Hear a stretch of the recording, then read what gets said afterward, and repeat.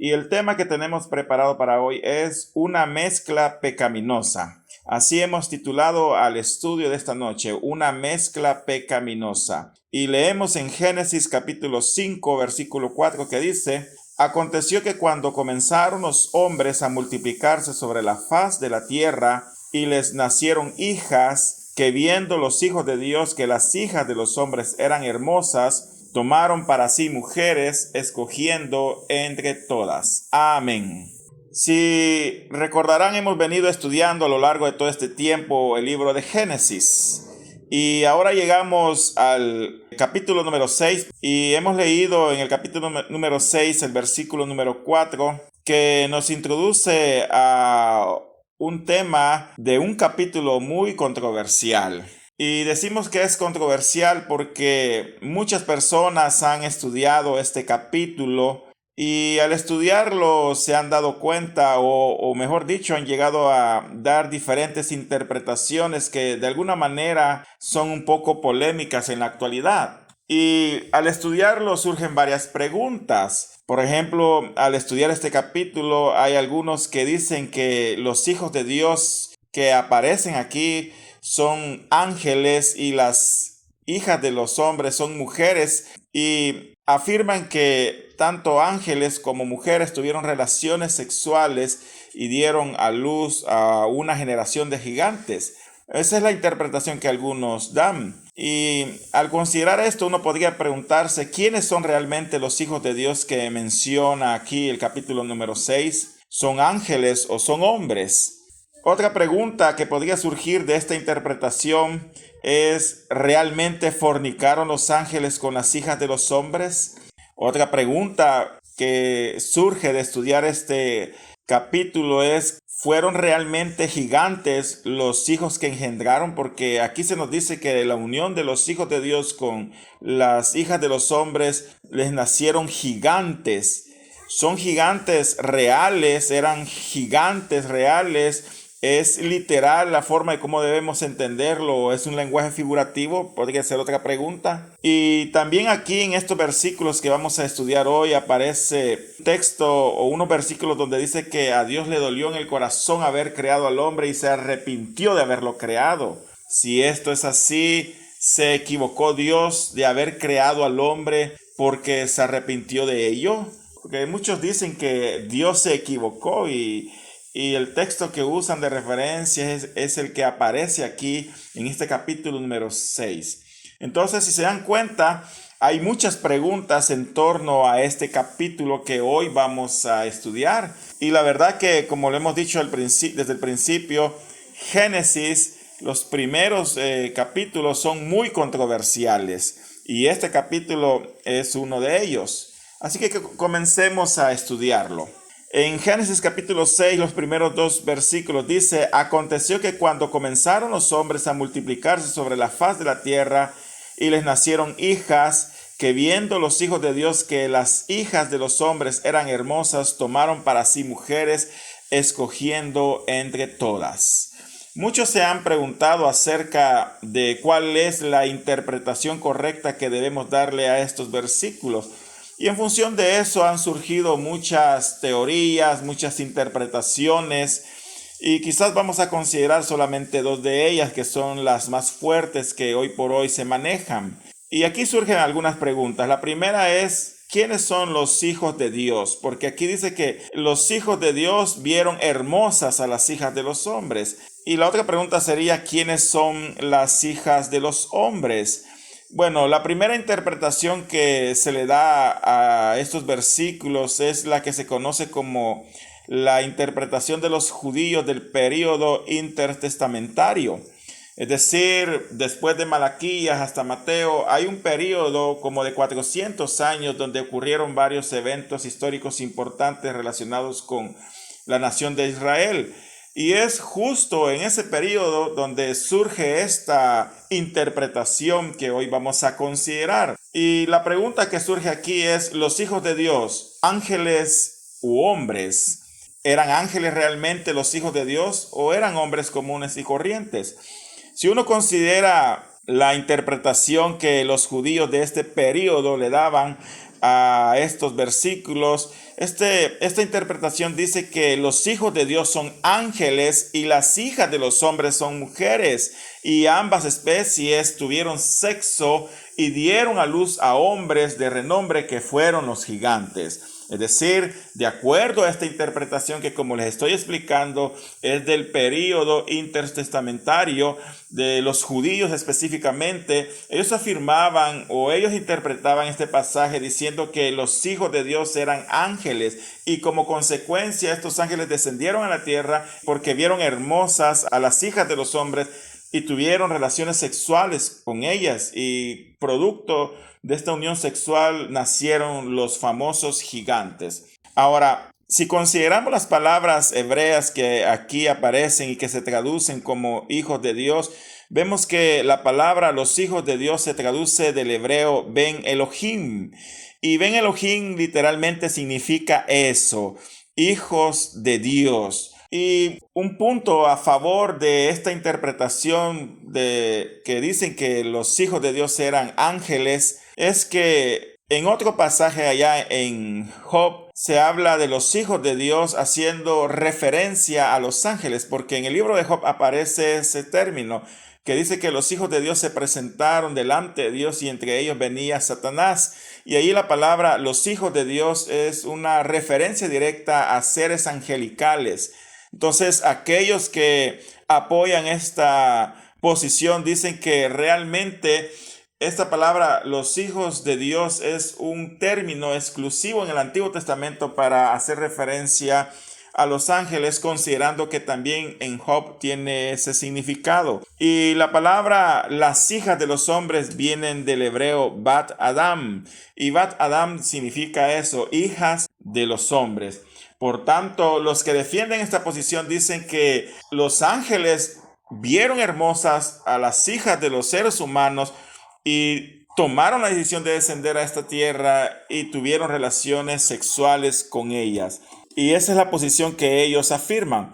Ahora, otro punto a favor de esta posición es el pensamiento o las evidencias que encontramos escritas en documentos de este periodo, del periodo intertestamentario, donde se nos dice, por ejemplo, allá en el primer libro de Enoc, y se nos relata la historia de cómo los ángeles vieron hermosas a las hijas de los hombres. Allá en el primer libro de Enoc, capítulo 6, del versículo 1 al 8, aquellos que tengan la oportunidad de tener este libro, ustedes lo pueden corroborar y van a ver ahí que el autor de este libro relata esta historia de cómo los vigilantes, se le llama en este libro, que son seres angelicales, los vigilantes o los hijos del cielo, vieron hermosas a las hijas de los hombres. Y ellos tomaron la decisión de descender a la tierra para tener relaciones sexuales con ellas y poder así engendrar hijos. Ahora, si bien es cierto, el libro de Enoc nos habla de esto, pero también es cierto que no podemos considerar el libro de Enoc como escritura o palabra de Dios, porque es un libro apócrifo, es un libro que no es inspirado por Dios. Por tanto, aunque esté escrito ahí, nosotros tampoco podemos decir que es palabra de Dios y lo podemos tomar como una verdad absoluta.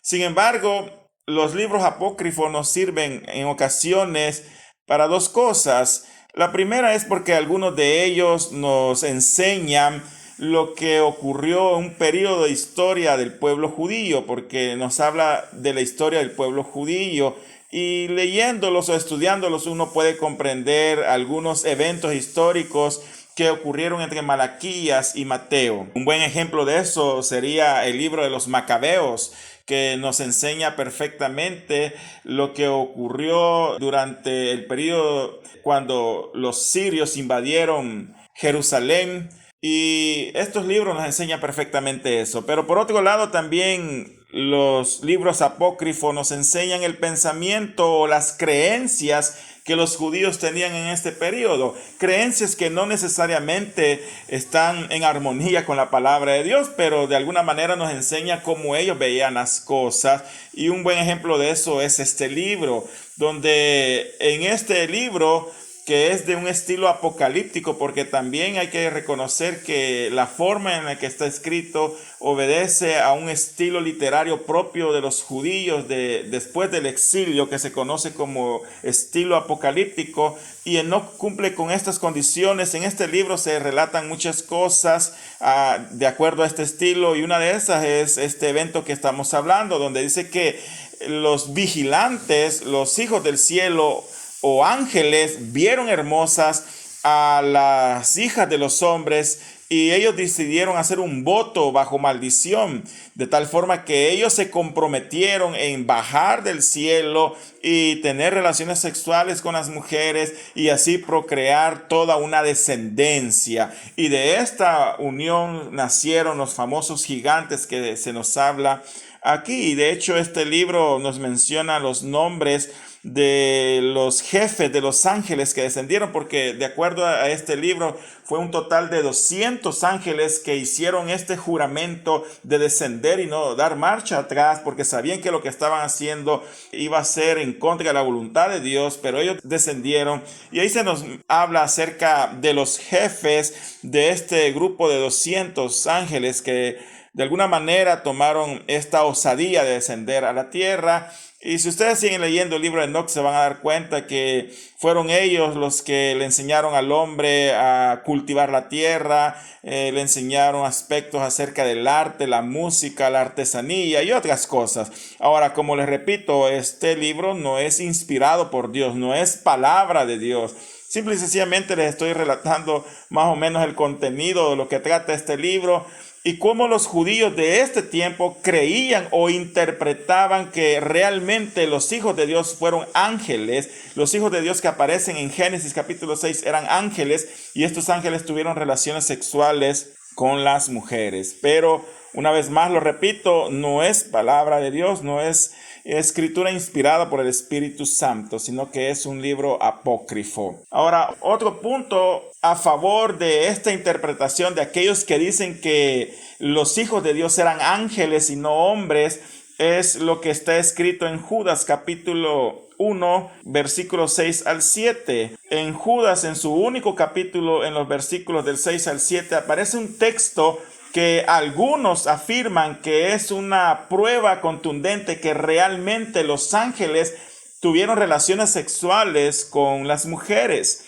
Leamos Judas, versículos 6 al 7. Dice: y a los ángeles que no guardaron su dignidad, sino que abandonaron su propia morada, los ha guardado bajo oscuridad, en prisiones eternas para el juicio del gran día, como Sodoma y Gomorra y las ciudades vecinas, las cuales de la misma manera que aquellos, habiendo fornicado e ido en pos de vicios contra naturaleza, fueron puestas por ejemplo, sufrimiento, el castigo del fuego eterno. Si consideramos estos versículos, los que apoyan esta posición y dicen que sí, realmente los hijos de Dios eran ángeles y los ángeles tuvieron relaciones sexuales con las mujeres, se apoyan también en Judas, que Judas definitivamente es una epístola inspirada por el Espíritu Santo y es palabra de Dios. Ahora, pareciera, si lo leemos así a simple vista, que sí realmente está confirmando que los ángeles tuvieron relaciones sexuales con las mujeres, porque dice: y a los ángeles que no guardaron su dignidad. Y dice que estos ángeles no guardaron su dignidad. Y luego habla de Sodoma y Gomorra y las ciudades vecinas, las cuales dice de la misma manera que aquellos, habiendo fornicado, y la pregunta sería, ¿quiénes son aquellos? Y los que defienden esta posición dicen que aquellos son los ángeles, los cuales de la misma manera que Sodoma y Gomorra fornicaron y fueron en pos de vicios contra naturaleza. Entonces, basado en esto, las personas que defienden esta posición dicen que Judas perfectamente nos enseña o nos está confirmando que realmente los hijos de Dios eran ángeles y no hombres. Sin embargo, no todos están de acuerdo con esta interpretación, porque la verdad que si lo leemos respetando las leyes de la gramática, pudiéramos tener algún problema con apoyar esta interpretación. Y lo vamos a leer detenidamente, porque la verdad que Judas es una carta muy hermosa, como toda la escritura, pero Tal vez el detalle de Judas es que el autor de esta carta definitivamente tenía un gran estilo literario. Pareciera que el escritor de esta carta era una persona muy preparada que no redactaba lo que hoy está escrito de lo que se le venía a la mente, sino que tenía una prosa extraordinaria, una forma en la cual ordena sus pensamientos que no se presentan en las cartas de los otros autores.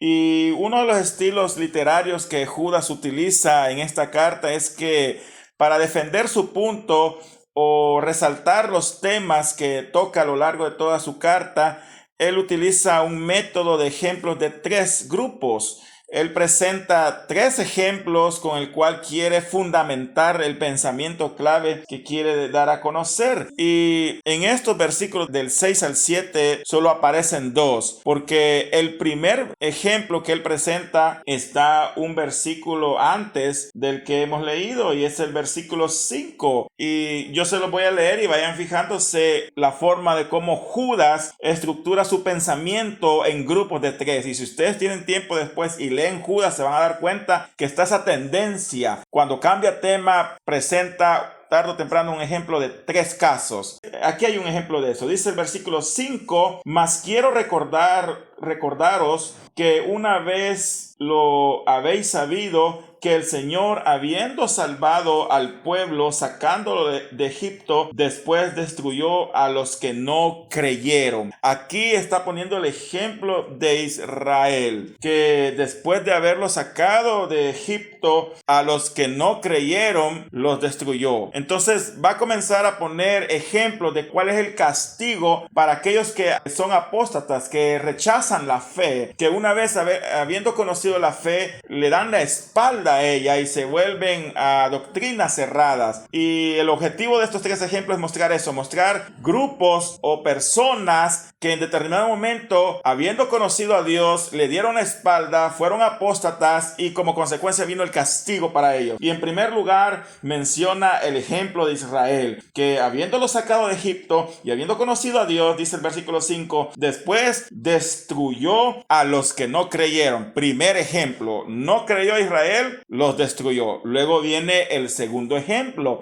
que es el versículo 6 que ya leímos. Y el segundo ejemplo son los ángeles que no guardaron su dignidad. Aquí dice, y a los ángeles que no guardaron su dignidad, sino que abandonaron su propia morada, los ha guardado bajo oscuridad en prisiones eternas para el juicio del gran día. Aquí está el segundo ejemplo con el que cierra este pensamiento. Y dice, y a los ángeles que no guardaron su dignidad. ¿Por qué dice Judas que los ángeles no guardaron su dignidad? No se está refiriendo a pecados sexuales, está refiriendo a que no guardaron su dignidad al momento de que ellos decidieron creerle a Satanás, porque Satanás los engañó para que junto con él se rebelasen, y así como la Biblia enseña, la tercera parte de los ángeles se rebelaron en contra de Dios y fueron expulsados del cielo. Ahora, estos ángeles que no guardaron su dignidad, sino que abandonaron su propia morada, los ha guardado, y a continuación viene el castigo.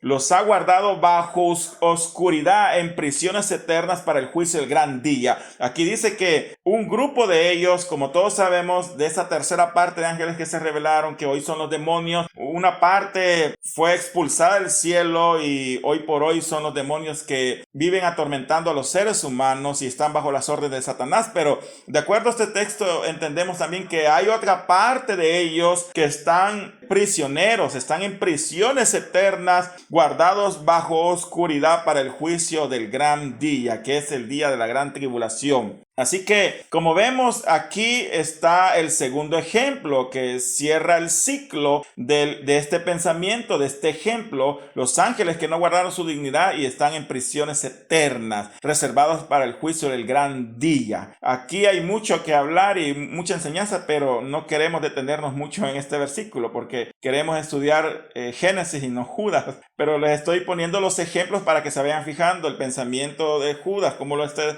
estructurando. Él va a hablar acerca de la apostasía y de las consecuencias de la apostasía. Ya puso el ejemplo de Israel, que no creyeron y los destruyó. Primer ejemplo. Segundo ejemplo, los ángeles que no guardaron su dignidad porque se rebelaron en contra de Dios, obedeciendo a Satanás, y los ha guardado en prisiones de oscuridad, prisiones eternas reservadas para el gran día, para la gran tribulación. Ahí está el segundo ejemplo con la consecuencia o el castigo. Ahora viene el tercer ejemplo, y ahí abre el tercer ejemplo, una nueva línea de pensamiento que de alguna manera sí está relacionado con las otras dos, pero que guarda su propia estructura. Dice, como Sodoma y Gomorra y las ciudades vecinas, las cuales de la misma manera que aquellos, habiendo fornicado e ido en pos de vicios contra la naturaleza, fueron puestas, por ejemplo, sufriendo el castigo del fuego eterno. Así dice. Ahora, aquí dice Sodoma y Gomorra y las ciudades vecinas, las cuales, dice, de la misma manera que aquellos. ¿Quiénes aquellos? Los ángeles, dicen algunos. No.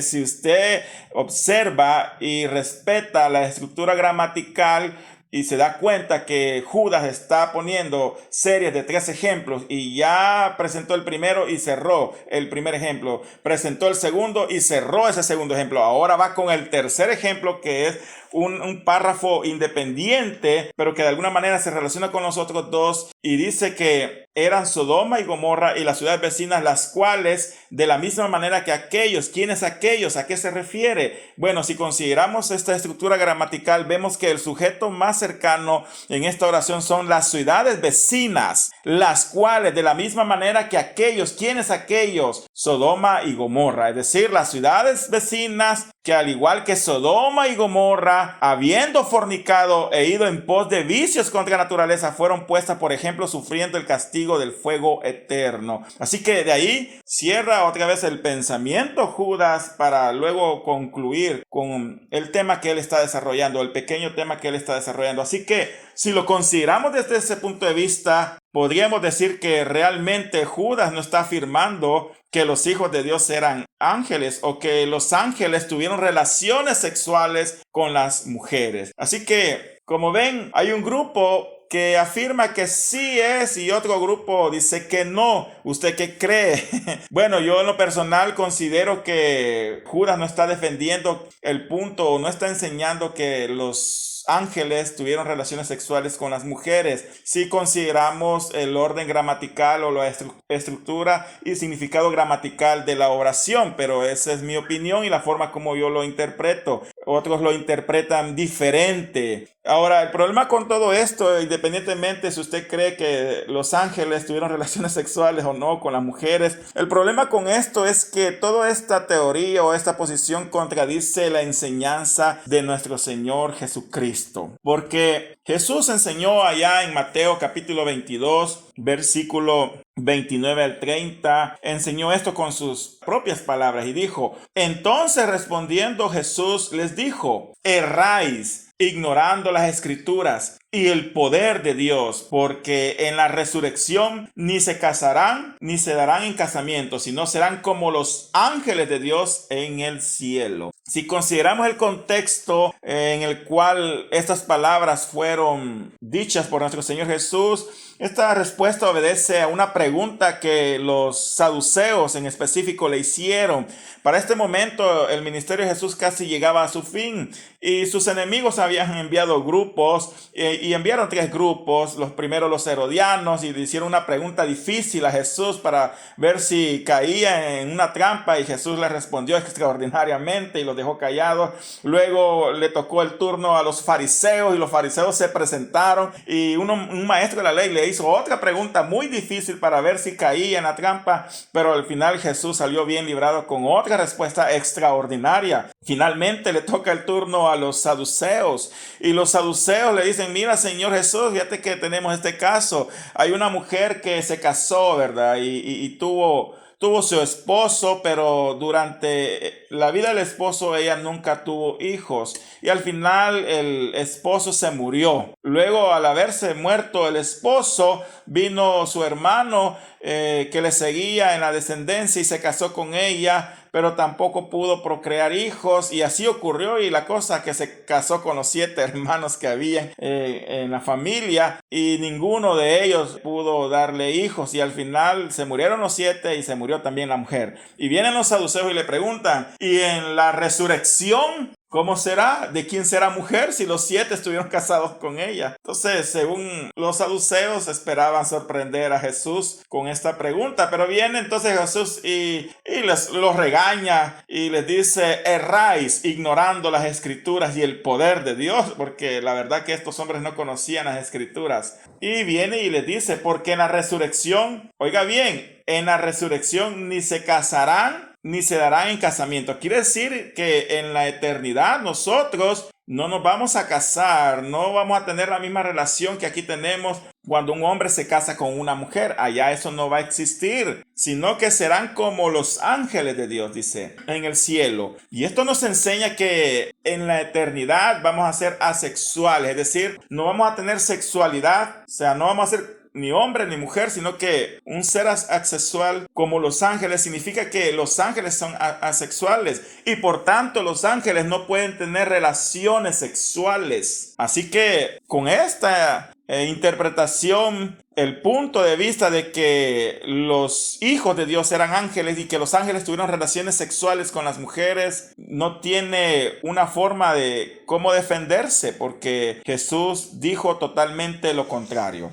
Pero como les decía, esta es una interpretación y surgió en el período intertestamentario, que como les dije es el período como de 400 años entre Malaquías y Mateo, y es exclusiva de los judíos de este tiempo, pero no tiene un fundamento realmente en el cual podemos apoyarnos bíblicamente más que el de Judas. Pero como les enseñé, no necesariamente podemos interpretar ese pasaje de Judas de la forma como otros lo están interpretando, porque si respetamos las leyes gramaticales nos vamos a dar cuenta que la interpretación no sería tan afín a como otros lo quieren dar a entender. Sin embargo, ese es un punto de discusión porque otros no están de acuerdo con lo que yo estoy diciendo. De hecho, hay en la actualidad maestros y predicadores muy reconocidos que yo les podría mencionar el nombre de al menos 2 de ellos que son muy famosos y a lo mejor ustedes los han escuchado y son predicadores de sana doctrina.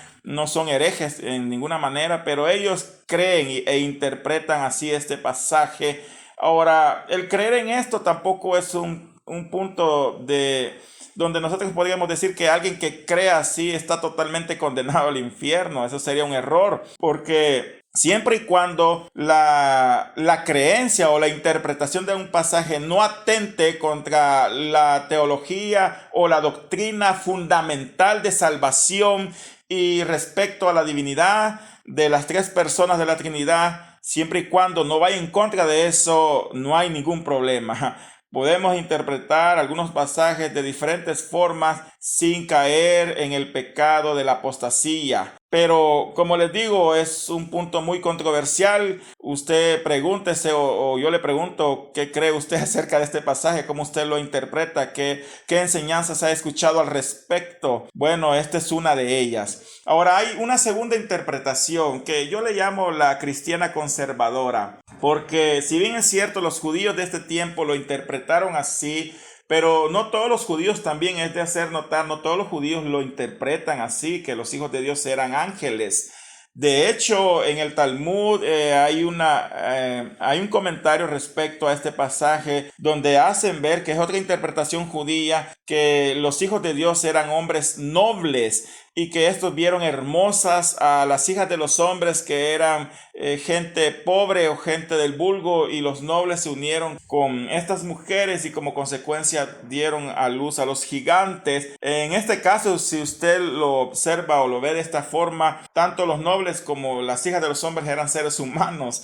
Y la interpretación de estos judíos de esta época muy temprana es que eran hombres comunes y corrientes, no eran ángeles. Pero también tenemos la segunda interpretación que queremos considerar, que es la cristiana conservadora, y es que los hijos de Dios eran los descendientes de Set y las hijas de los hombres las descendientes de Caín. Porque dice, aconteció que cuando comenzaron los hombres a multiplicarse sobre la faz de la tierra y les nacieron hijas, que viendo los hijos de Dios que las hijas de los hombres eran hermosas, tomaron para sí mujeres escogiendo entre todas. Y aquí la palabra los hijos de Dios hace referencia a los hijos de Set. Si recordarán, conforme estudiamos la última vez, hay dos descendencias: la descendencia de Caín, que ya vimos que fue perversa en gran manera, y la descendencia de Set. Y Set es la descendencia que Dios le dio a Adán y Eva en lugar de la descendencia que pudo haber sido de Abel. Set es el hijo que sustituyó a Abel,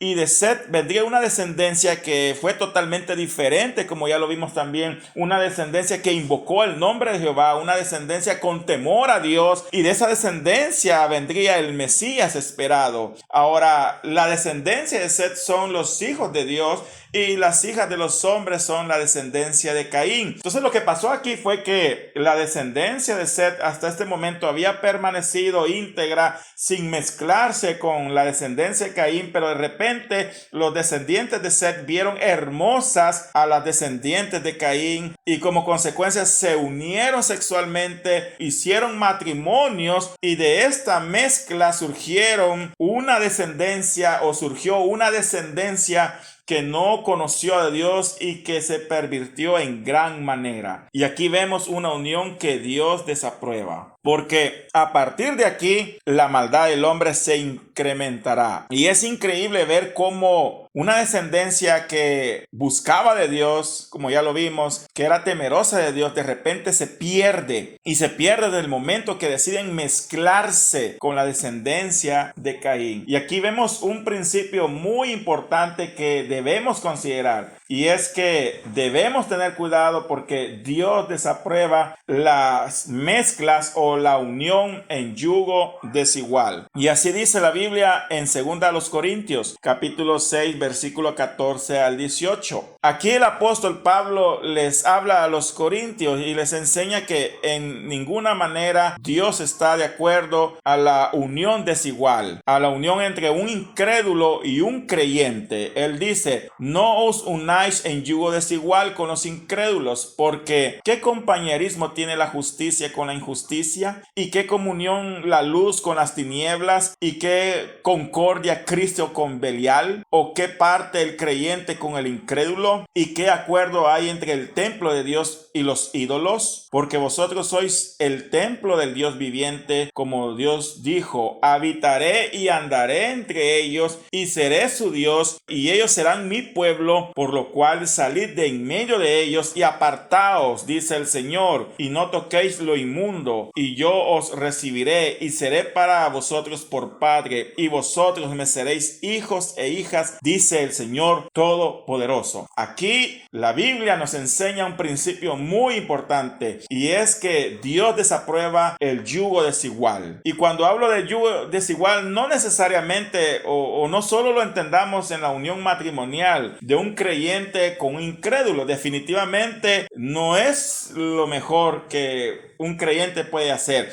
unirse con un incrédulo, porque son dos yugos desiguales. Mientras que el creyente va a buscar la forma de adorar a Dios, de ir a la iglesia, de buscarle su presencia, el incrédulo va a estar en otro mundo. El incrédulo va a querer buscar el mundo, va a querer seguir con sus costumbres, y lo más seguro es que el incrédulo termine convenciendo al creyente de buscar más las cosas del mundo que las cosas del espíritu. Así que por regla general, o lo más recomendable, es que un incrédulo o mejor dicho, un creyente no se una en yugo desigual con un incrédulo. Pero también entendamos que nosotros como creyentes debemos tener cuidado de no hacer alianzas con incrédulos que terminen arrastrándonos a las conductas de ellos. Esto no significa que nosotros no tenemos que hablarle a los incrédulos. Bueno, recordemos que vivimos en un mundo donde hacemos negocios, donde trabajamos con ellos, donde vamos a las escuelas o a las universidades con ellos, y es inevitable el estar juntos o compartir algunas ideas. Sin embargo, debemos tener cuidado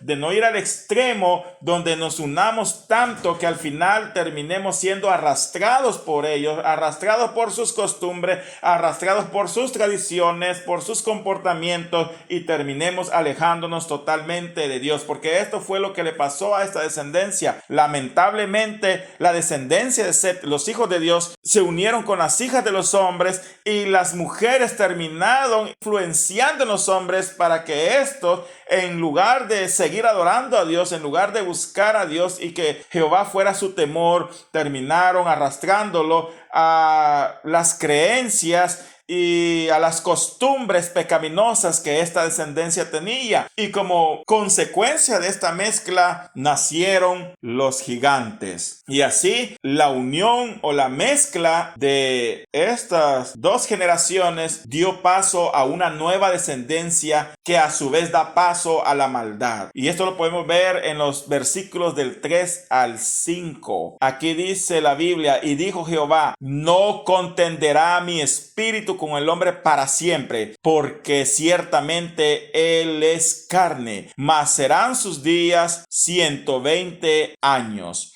Si consideramos esta primera parte, nos damos cuenta que a partir de aquí se da una sentencia para acortar la longevidad del hombre. Hemos hablado en un estudio anterior que una característica del hombre primitivo es que vivía largos años, vivía hasta 900 años, como lo vimos anteriormente. Pero si usted comienza a leer la Biblia, a partir de aquí se va a dar cuenta que la vida del ser humano comienza a cortarse, especialmente después del diluvio. Y aquí dice, mas serán sus días 120 años, haciendo referencia a que esta existencia, esta generación no iba a pasar más de 120 años en los que algunos dicen que Noé se dedicó a construir el arca en el cual él y su familia se salvarían junto con otras especies de animales. 120 años donde Dios le da un plazo a la humanidad, y es a partir de aquí que Dios determina que la vida del hombre no sería tan larga como hasta el momento había sido. Por otro lado, dice que habían gigantes, dice, y habían gigantes en la tierra en aquellos días, y también después que se llegaron los hijos de Dios a las hijas de los hombres y engendraron hijos. Estos fueron los valientes desde la antigüedad y fueron varones de renombre. Aquí se nos enseña que de la unión de estas dos descendencias nacieron gigantes. Ahora, la palabra gigantes se traduce del hebreo nefelim. Yo creo que más de alguno de ustedes ha escuchado este término, los famosos nefilim.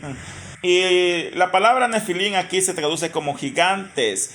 Y dice que estos fueron hombres valientes que desde la antigüedad fueron varones de renombre. Y estos versículos o estas palabras nos enseñan de alguna manera cuál era el carácter que estos gigantes tenían. Y fueron hombres que buscaron ser reconocidos entre todos los demás. Si hay algo que caracterizó a esta descendencia fue que eran hombres que amaban ser reconocidos, ser hombres de renombre. Entonces, definitivamente, esta raza o esta descendencia, mejor dicho, que surgió, eran gigantes, eran hombres gigantes que amaban ser personas reconocidas entre todos los demás. Y finalmente también dicen estos versículos: y vio Jehová que la maldad de los hombres era mucha en la tierra, y que todo designio de los pensamientos del corazón de ellos era de continuo continuo solamente el mal. Aquí se nos dice que esta descendencia fue tan mala, esta descendencia nueva, esta nueva generación que nace, fue una descendencia totalmente perversa, porque dice que todo designio de los pensamientos del corazón de ellos era de continuo solamente el mal. Imagínense qué terrible panorama está experimentando en este momento la humanidad, porque el corazón del hombre se pervierte, el corazón del hombre se vuelve malo como consecuencia de haber hecho esa unión de ambas descendencias, los de Seth con los de Caín. Surge esta descendencia totalmente depravada y esto molesta en gran manera a Dios. Ahora, aquí hay un tema también muy controversial y es que nos habla acerca de los gigantes.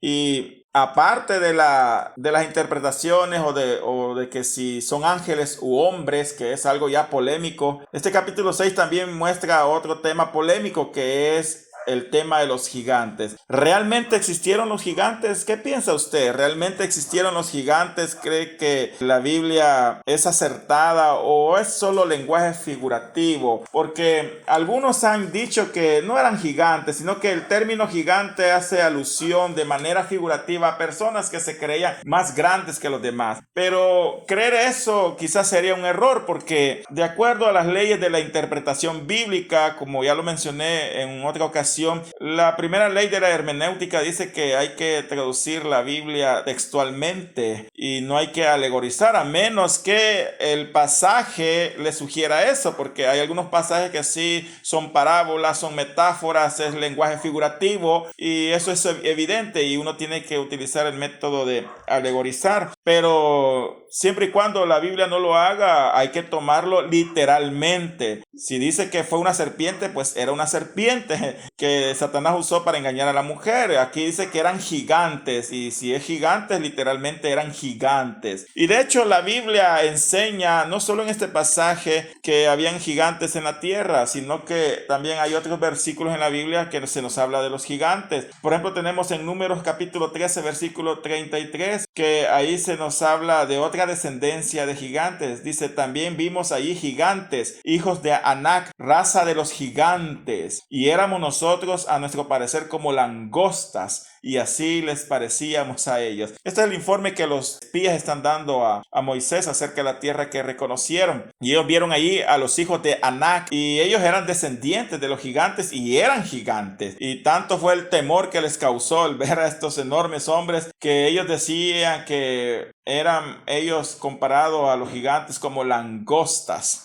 Otro pasaje donde vemos esto de los gigantes está en Deuteronomio capítulo 2 versículo 20 al 21. Ahí se nos habla que habían tierras que habían sido tierras de gigantes en el pasado. Dice, por tierra de gigantes fue también ella tenida. Habitaron en ella gigantes en otro tiempo, a los cuales los amonitas llamaron sonsomeos, pueblo grande y numeroso y alto como los hijos de Anac, a los cuales Jehová destruyó delante de los amonitas. Estos sucedieron a aquellos y habitaron en su lugar. Aquí se nos habla de los sonsomeos de acuerdo a este pasaje, y eran una raza de gigantes. Y bueno, también en Deuteronomio capítulo 3 versículo 11 tenemos el ejemplo de otro gigante. Aquí se nos habla de Og, que fue rey de Basán. Dice, por cierto, el rey Og de Basán fue el último de los gigantes. Su cama era de hierro y medía 4 metros y medio de largo y 2 de ancho. Oiga bien, ¿cuánto medía su cama? Medía 4 metros y medio de largo por 2 de ancho. Entonces definitivamente era un gigante. Y así hay otros pasajes de la Biblia, ya en el libro de Samuel, en los libros de los reyes. Bueno, tenemos la historia que todos conocemos, David y Goliat. Goliat era un filisteo y era gigante. Y así hay otras historias de gigantes a los cuales David enfrentó. Ahora, de acuerdo a lo que se ve en la Biblia, esta raza de gigantes poco a poco fue extinguiéndose, fueron muertos. Muchos de ellos, los últimos descendientes de los gigantes, fueron muertos por David y sus hombres. Así que la Biblia nos habla acerca de gigantes. Sin embargo, hay muchos todavía que piensan si realmente los gigantes existieron. ¿Qué piensa usted? ¿Realmente existieron los gigantes o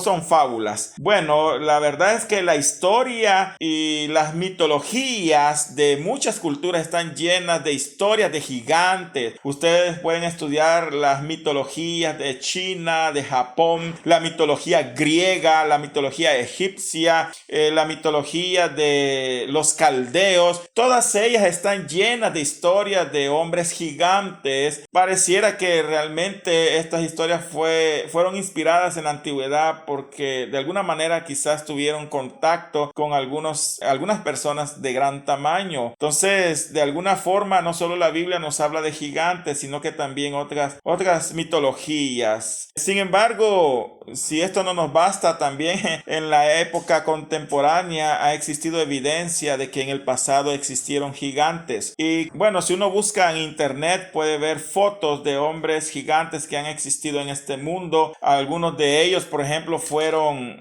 deportistas como jugadores de baloncesto. Ustedes pueden ver en sus pantallas el ejemplo de uno de ellos, de una foto real, no es un montaje, y esa persona realmente existió y así pueden buscar en internet si ustedes gustan los jugadores más altos que han existido en la NBA o incluso en la lucha libre. Ustedes pueden buscar los luchadores más altos y se van a dar cuenta que algunos de ellos llegaron a medir casi 2.5 metros de alto. Podemos ver en esta figura un hombre muy alto que en esta época pudo haberse considerado como un gigante. Imagínense ese hombre armado con su armadura, con su lanza. Debió haber sido intimidante para los ejércitos y a lo mejor quizás las armaduras le daban un porte de mayor altura todavía y lo hacía más intimidante. Tenemos también fotos de los hombres más altos del mundo. Algunos de ellos ganaron el Guinness Records y están reconocidos como los hombres más altos, y así hay otras fotos. Algunas obviamente pueden ser una farsa, un montaje, pero otras sí se da testimonio y fe a través de la ciencia, a través de los Guinness Records y a través de fotos de jugadores de baloncesto o luchadores de lucha libre incluso que realmente existieron. Así que definitivamente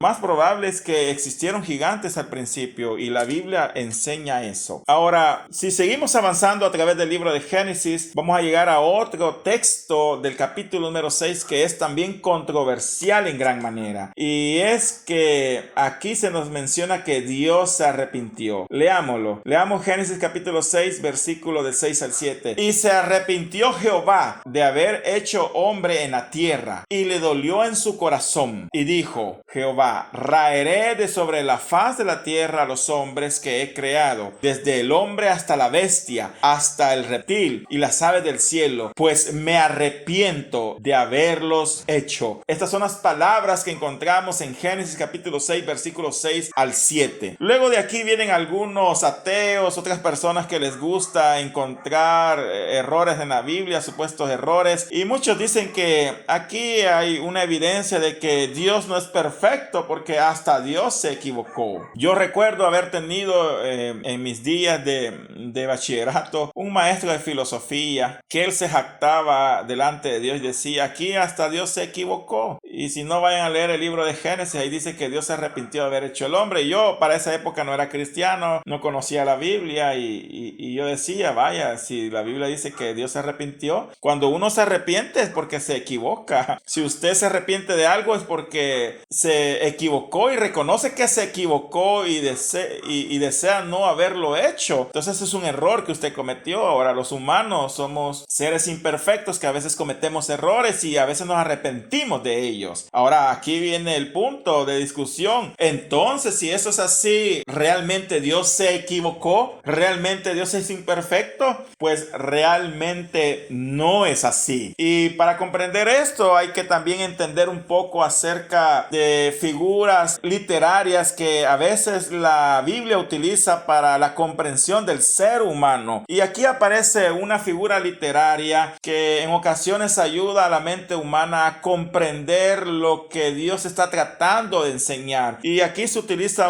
lo que se conoce como antropomorfismo. ¿Y qué es un antropomorfismo? Es atribuirle a Dios características o sentimientos humanos para comprender o aproximarnos a entender lo que Dios experimentó en ese momento. Para eso viene el autor o el traductor de este texto, o el escritor incluso, porque se escribió en hebreo, y viene y él pone y dice: y se arrepintió Jehová de haber hecho al hombre en la tierra, y le dolió en su corazón. Con las palabras se arrepintió, no está diciendo que literalmente Dios se equivocó y por eso se arrepintió, y Dios de repente dijo: qué mal, me equivoqué de haber hecho al hombre, y le salió todo mal, y lo tomó por sorpresa que el hombre se haya rebelado en contra de él. No fue así, porque Dios sabía desde el principio todo lo que iba a pasar. En su misericordia y su infinita sabiduría, él sabía que eso iba a pasar y le iba a dar una segunda oportunidad al hombre, o le iba a dar un camino de redención. Y viene el autor de este libro y dice que Dios se arrepintió, Jehová se arrepintió de haber hecho al hombre, pero con estas palabras lo que está haciendo es tomar un sentimiento humano que nosotros vivimos, que nosotros experimentamos, y que se acerca lo más posible a lo que Dios vivió o experimentó en ese momento, cuando vio cómo toda su creación, todo el hombre se corrompió delante de la tierra en pecado, y eso le dolió tanto en el corazón a Dios, que viene el autor de este libro y trata de poner las palabras que nos hagan comprender o acercarnos al corazón de Dios, a lo que Dios experimentó en ese momento, y dijo: y se arrepintió Jehová de haber hecho al hombre en la tierra, y le dolió en su corazón, y dijo: raeré de sobre la faz de la tierra a los hombres. Pero lo hace en ese sentido, y eso es un antropomorfismo, es atribuirle a Dios sentimientos humanos para que nosotros tratemos de comprender cómo se sintió Dios, porque Dios es un ser muy diferente a nosotros. El peor error que el hombre puede cometer, y oiga bien, el peor error que podemos cometer es tratar de entender o identificar a Dios desde nuestra perspectiva humana, porque Él es diferente. Por ejemplo, entender la Trinidad divina, que son tres personas, un solo Dios, y eso como es, no lo vamos a entender porque nosotros no tenemos la naturaleza de Dios. Él es un ser diferente. Y como tal, tratar de entenderlo, nuestra mente finita no es capaz de comprender la grandeza de su ser. Y ahí vienen los famosos antropomorfismos, que no solo se utilizan en cuestiones de sentimientos, sino que también se le atribuyen a veces facultades humanas a Dios. Por ejemplo, en los Salmos puede decir, o a lo largo de la Biblia podemos oír que se mencionan las manos de Dios. Y las manos de Dios crearon todo lo que conocemos, o los ojos de Dios. Pero no es que Dios tenga manos, no es que Dios tenga ojos, sino que le está atribuyendo características humanas a Dios para que nuestra mente trate de comprender cómo es Dios. Pero no es que literalmente las tenga. Esos son antropomorfismos, son figuras literarias que se utilizan junto a otras, muchas que existen. Así que, ¿se equivocó Dios? No. Definitivamente no, porque Él es un ser perfecto. Pero también podemos ver aquí cómo este dolor, esto que Dios experimentó, lo llevó a tomar la decisión de poner fin al pecado y traer un juicio universal sobre la maldad del hombre, porque Él dijo: raeré de sobre la faz de la tierra a los hombres que he creado, desde el hombre hasta la bestia y hasta el reptil y las aves del cielo, pues me arrepiento de haberlos hecho. Aquí vemos cómo realmente el pecado trae el juicio de Dios. El crecimiento de la maldad trae como consecuencia el juicio divino. El fin de las naciones es provocado por causa de la maldad del hombre, porque conforme la maldad comienza a crecer y llega a niveles insoportables, eso trae como consecuencia el juicio de Dios. Y de ahí de la importancia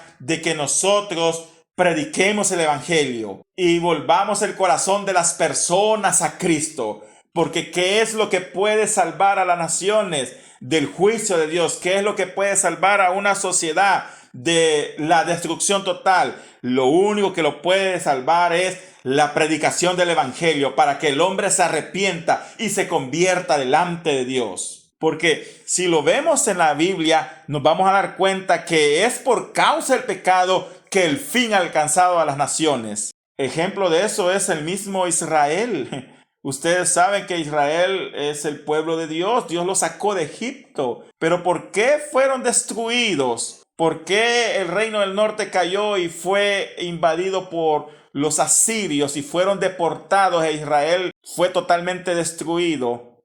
Por el pecado. ¿Por qué cayó el reino del sur, Judá, en los días del rey Sedequías, cuando los muros fueron destruidos por los babilonios y destruyeron el templo, destruyeron los muros, quemaron a todo absolutamente? Al rey Sedequías lo capturaron y el rey Nabucodonosor enfrente de él le mató a todos sus hijos, a todos sus descendientes, y al final le terminó sacando los ojos. Y todos los valientes fueron muertos de espada y muchos hombres fueron deportados a Babilonia. ¿Por qué ocurrió esa tragedia? Eso tan trágico, Israel, o mejor dicho, Judá, Jerusalén, fue totalmente destruida por el pecado. ¿Qué trajo el fin a esa nación, Israel, que en tiempos de antaño fue una nación poderosa, una nación que vio nacer profetas, sacerdotes, grandes reyes como David, como Salomón, una nación que en los tiempos de Salomón prosperó enormemente, un imperio en una época de oro preciosa? Pero ¿qué fue lo que provocó la ruina total? El pecado. El pecado trae el fin de las naciones, aunque no lo crea. Y si no, lea las profecías que se encuentran en Isaías, en Abdías y otros profetas, Jeremías, acerca de las naciones. ¿Por qué no existe ya Filistea? ¿Qué le pasó a Filistea? ¿Por qué Edom dejó de existir? ¿Por qué Asiria dejó de existir? ¿Por qué Tiro y Sidón fueron destruidos? Lea el contexto de lo que Dios afirma en esas profecías. Es por causa de su soberbia, por causa del pecado, porque la maldad llegó a niveles intolerables, como llegará aquí en este momento de estos primeros hombres antes del diluvio, que la maldad creció tanto, que finalmente vino la tragedia, vino el juicio de Dios y arrasó totalmente con todos, porque el pecado, la maldad, conforme comienza a crecer y se vuelve terrible en gran manera, de tal manera que ya no consideran a Dios para nada, eso trae como consecuencia el juicio. Pero como les digo, si hay algo que lo puede salvar, es la predicación del evangelio. Y basta ver también ejemplos en la Biblia para confirmar esto que les estoy diciendo. Realmente, créanme, el evangelio, la predicación del evangelio puede cambiar a una ciudad, puede cambiar su colonia, puede cambiar su familia. Bueno, primero nos cambia a nosotros, y de ahí la urgencia de compartir este mensaje desesperadamente para que la nación cambie, para que la violencia disminuya, para que los abortos cesen, para que los prostíbulos cierren, para que las tabernas también cierren, para que el hombre cambie su corazón y la maldad no siga creciendo. Eso le pasó, por ejemplo, a Nínive. Nínive ya estaba condenada a ser destruida, pero ¿qué fue lo que cambió la decisión de Dios de destruir Nínive? Que se arrepintieron e hicieron ayuno y lamentaron su pecado, y eso detuvo el juicio de Dios sobre ellos. A mí me gusta el ejemplo que hay en la historia acerca de cómo una nación puede cambiar totalmente por la influencia del evangelio, y uno de esos es Inglaterra. Inglaterra, ¿qué fue lo que evitó que Inglaterra entrara a un colapso total y terminara en la destrucción incluso de la monarquía, como pasó en Francia? Porque en Francia, como todos sabemos, si estudiamos la historia, nos vamos a dar cuenta que todo terminó con la toma de la Bastilla, y al final le cortaron la cabeza a los reyes. Y ocurrió una gran revolución sangrienta, pero todo eso se debido a la injusticia y la maldad que había ahí y la diferencia de castas en la sociedad. Pero ¿qué impidió que Inglaterra colapsara de la misma manera? Porque Inglaterra también sufría los mismos males, las mismas situaciones de injusticia que Francia. Pero ¿qué impidió que ocurriera una revolución inglesa como ocurrió en Francia? Porque en Francia ocurrió la Revolución Francesa, y desde ese momento se acabó la monarquía. Y si usted quiere, vaya a Francia y se va a dar cuenta que en Francia no existen monarcas, no existe rey, pero en Inglaterra todavía existen rey. ¿Pero qué impidió eso? La predicación del evangelio, porque en Inglaterra se dio un gran avivamiento. surgieron muchos hombres que hicieron la diferencia. Hombres como John Wesley, que trajo un tremendo avivamiento a Inglaterra a través de la predicación de la palabra en las calles. Hombres como Robert Rikers, que tomaba a los niños de las calles y alquilaba una casa y ahí los evangelizaba, porque la idea de él era evangelizar a los niños para que estos niños cuando creciesen no se volviesen delincuentes, porque la realidad de Inglaterra en aquel entonces es que los niños vivían en las calles por la extrema pobreza y en las calles aprendían a ser delincuentes y luego estos delincuentes o terminaban presos o muertos, ahorcados. Y eso conmovía el corazón de Robert Rakers, y así fue que él decidió alquilar una casa, invitar a los niños y decirles: vaya, siéntense, lávense las caras, lávense las manos y pongan atención porque después de esto hay un refrigerio. Y ahí les daba las clases de Biblia. Y ahí nació el concepto de escuela bíblica. Por eso dicen que Robert Rakers es el padre de la escuela dominical, por si ustedes no sabían o no lo conocían. Hombres como George Mueller, que en Inglaterra fundó los orfanatos al ver que habían tantos niños huérfanos en las calles, tuvo compasión de ellos y por pura fe logró levantar orfanatos. Y es una gran historia de fe, un hombre de oración, George Mueller. Ustedes lo pueden leer o pueden buscar sus biografías, es hermosa la biografía de él y cómo este hombre llegó a impactar tanto las calles, salvando a los huérfanos de las calles, y muchos de ellos crecieron y se volvieron en hombres de Dios porque crecieron bajo la influencia del evangelio gracias a esta obra que este hombre hizo. Y así les puedo mencionar otros personajes de Inglaterra que de alguna manera fueron determinantes en la evangelización, de tal manera que Inglaterra con el tiempo llegó a tener un trasfondo cristiano y de ahí surgieron muchas misiones que fueron al resto del mundo, porque si ustedes ven las nacionalidades de la mayoría de misioneros se van a dar cuenta que la mayoría de ellos eran de este país, Inglaterra. ¿Qué es lo que salva a las naciones del juicio de Dios? La predicación del evangelio. ¿Qué es lo que impide que todavía Dios tenga más paciencia con este mundo y no inicie la gran tribulación? Que su iglesia todavía está en este mundo. Por tanto, nosotros prediquemos la palabra de Dios. Proclamemos el evangelio para que la gente oiga, para que los delincuentes se conviertan, para que las prostitutas dejen su trabajo, para que todos aquellos hombres que andan en maldades y perversidades los abandonen y vengan a la luz, para que disminuyan los divorcios, para que disminuyan las fornicaciones, para que disminuyan las borracheras, transmitiendo el mensaje del evangelio que transforma y cambia al hombre. Eso es lo que necesitamos hacer. Porque de lo contrario, la maldad crecerá. Y la única manera de contrarrestar un poco esta maldad, porque también es cierto que el mundo está destinado a que la maldad vaya creciendo y que esto vaya de mal en peor, hasta que las condiciones para la gran tribulación estén presentes, la iglesia sea arrebatada y la maldad tenga su máxima expresión y la apostasía crezca a su máxima expresión, y eso dé paso al falso profeta y al anticristo y a la gran tribulación. Eso es cierto, pero eso no significa que para mientras nosotros vamos a cruzar los brazos y vamos a ver cómo esta nación o nuestras naciones o nuestras comunidades se pierden. Antes, prediquemos el evangelio. Al final de todo esto, de todo este panorama oscuro que les he dicho, surge un rayo de esperanza, porque el versículo 8 del capítulo 6 dice: pero Noé halló gracia ante los ojos de Jehová, porque Noé era un hombre justo. Y esta humanidad todavía tiene esperanza. ¿Por qué? Porque Jesucristo murió en la cruz del Calvario y ahora nosotros que hemos creído somos los responsables de predicar este evangelio, de que la gente conozca a Cristo.